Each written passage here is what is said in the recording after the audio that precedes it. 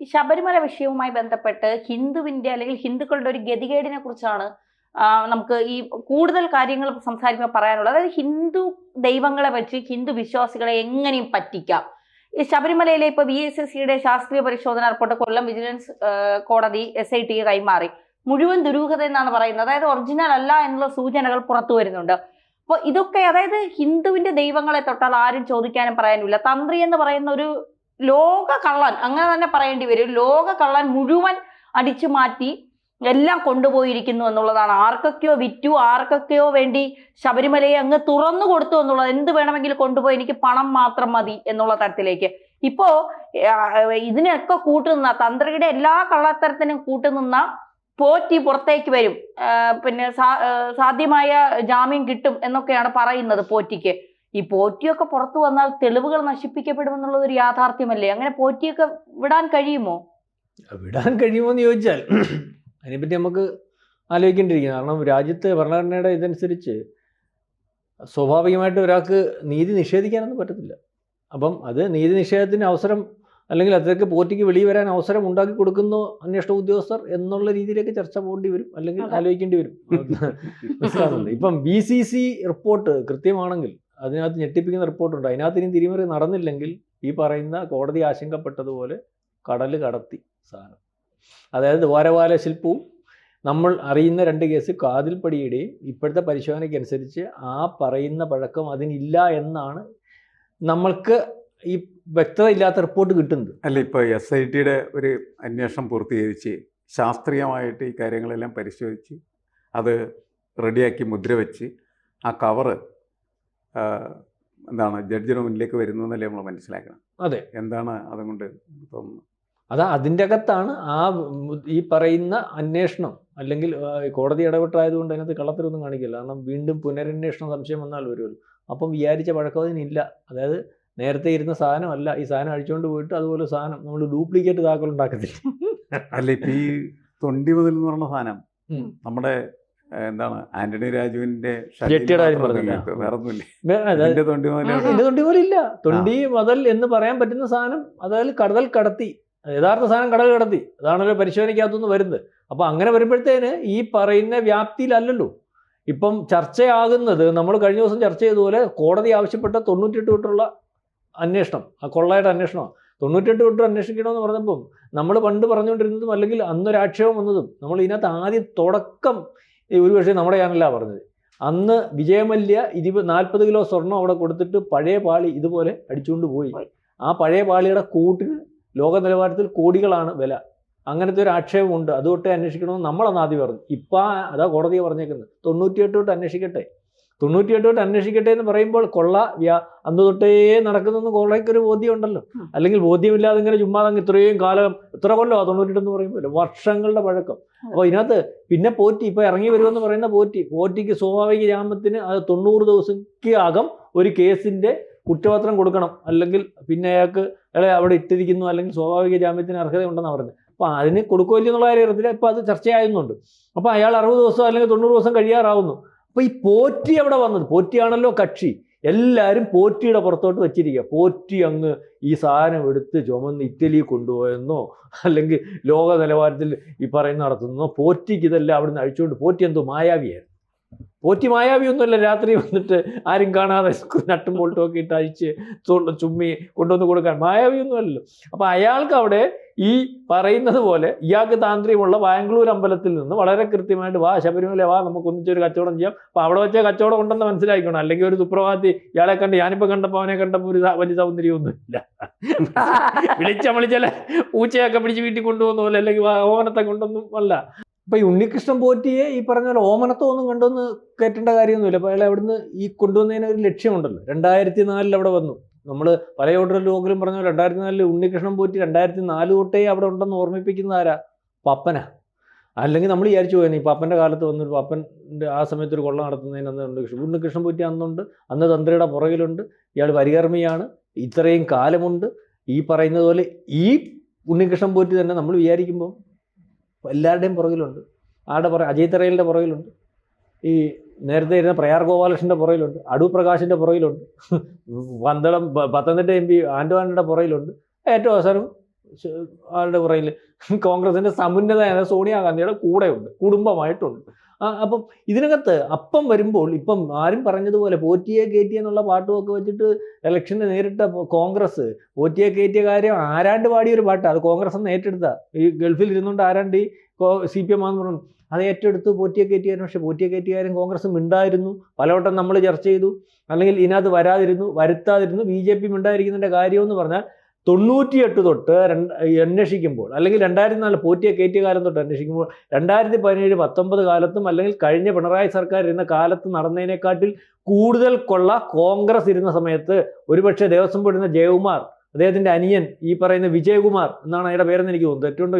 ഇപ്പോൾ ശിവകുമാറും ജയകുമാറും കോടികളുടെ അഴിമതി ഉണ്ടല്ലോ. അന്ന് 2004 പോറ്റി കയറുമ്പോൾ നമ്മൾ ഏറ്റവും മനസ്സിലാക്കേണ്ട ഒരു കാര്യം, കഴിഞ്ഞ ദിവസം ചർച്ച ചെയ്ത കോൺഗ്രസിൻ്റെ ഏറ്റവും സമുന്നത നേതാവ് ഒരുപക്ഷെ രാഹുൽ ഗാന്ധി കഴിഞ്ഞാൽ ഇന്ത്യൻ കോൺഗ്രസ് നിയന്ത്രിക്കുന്ന നാളെ കാലത്തെ കേരളത്തിൻ്റെ മുഖ്യമന്ത്രിയാണെന്ന് വിചാരിക്കുന്ന KC വേണുഗോപാലായിരുന്നു അന്ന് ദേവസ്വം ബോർഡ് മന്ത്രി. അപ്പോൾ പോറ്റി കയറിയ സമയത്ത് KC വേണുഗോപാലിനെ കാർത്തികേയനെ മാറ്റി ദേവസ്വം ബോർഡ് മന്ത്രി ആക്കണമെങ്കിൽ അതിനകത്തൊരു കാര്യമുണ്ടെന്ന് ആരെങ്കിലും വിചാരം തെറ്റു പറയാൻ പറ്റത്തില്ലല്ലോ. കാരണം ഈ വിഷയത്തിനകത്ത് KC വേണുഗോപാലിനും വലിയ പരാതിയോ അല്ല ആർജവമോ സമരമോ അല്ലെങ്കിൽ കാര്യങ്ങളോ ഒന്നുമില്ല. കാരണം ഈ പറയുന്ന കോൺഗ്രസിന് അധികാരത്തിൽ വരാൻ ഈസിയായിട്ട് പറ്റും സാറേ. കാരണം ഹിന്ദുക്കളുടെ ഈ വിഷയത്തിന് വേണ്ടി ഈ കൊള്ള വെളിയിൽ കൊണ്ടുവരുന്നതിന് വേണ്ടി ആരൊക്കെ ആയാലും ഇതിനകത്തൊരു കൊള്ളയുണ്ട്, കൊള്ളയുടെ വ്യക്തത വരുത്തി അതുമാത്രം മുദ്രാവാക്യമാക്കി അടുത്ത ഇലക്ഷൻ വരുന്നിടം വരെ ഇതിൻ്റെ പുറകിൽ ഒരു പാർട്ടി നിന്നാൽ ആ പാർട്ടി ആർക്കും തടയാൻ പറ്റാത്ത രീതിയിൽ അധികാരത്തിൽ വരാം. ആ സമയത്താണ് കോൺഗ്രസ് പാർട്ടി ഇതിനകത്തുനിന്ന് മാറിയിരിക്കുന്നത്, BJP മാറിയിരിക്കുന്നത്. അപ്പോൾ ഇതിനകത്ത് കൊള്ളയ്ക്കകത്തവരെല്ലാം ഉണ്ട് എന്ന് വിചാരിക്കുന്നത്. ഇപ്പം വെളിയിൽ വരുന്നത് SIT അന്വേഷിച്ചുകൊണ്ട് പോകുന്ന ഒരു തരത്തിനകത്ത് ഒരു അജയ് തറയിലിൻ്റെയും ഒരു പ്രയാർ ഗോപാലകൃഷ്ണൻ്റെയും അല്ലെങ്കിൽ ഈ മുൻ മന്ത്രിയുടെയും ഞാൻ ഈ പറഞ്ഞ ഒരു ശിവകുമാറിൻ്റെയും ജയകുമാറിൻ്റെയും ഒക്കെ പേര് വരുന്നുണ്ടല്ലോ. അതിൻ്റെ കൂടെ പലരുടെയും പേര് വരാനുണ്ട്. ഏറ്റവും അവസാനം ഈ പറഞ്ഞ പേരുകളൊക്കെ വരുന്നു. കൃത്യമായിട്ട് വന്നാൽ അന്വേഷണം ആൻറ്റിക് ബിസിനസ്സിലേക്ക് പോകും. VCC റിപ്പോർട്ട് ഏകദേശം ഒറിജിനൽ അല്ല എന്നുള്ള രീതിയിലേക്കാണ് കാര്യങ്ങൾ വരുന്നത്. രഹസ്യമായിട്ട് വെച്ചിരിക്കുകയാണെന്നാണ് തോന്നുന്നത്. അതേ രീതിയിലൊക്കെ റിപ്പോർട്ടാണ്, ഒറിജിനൽ അല്ല. അങ്ങനെ വരുമ്പോൾ ആന്റിക് ബിസിനസ് SIT കൈമാറണമെങ്കിൽ അതിനകത്ത് കാര്യങ്ങൾ ഉണ്ടായിട്ടാണല്ലോ. ശരിയായിട്ടുള്ള കാര്യമെങ്കിൽ എന്തിനാ കൈമാറണ്ടേ?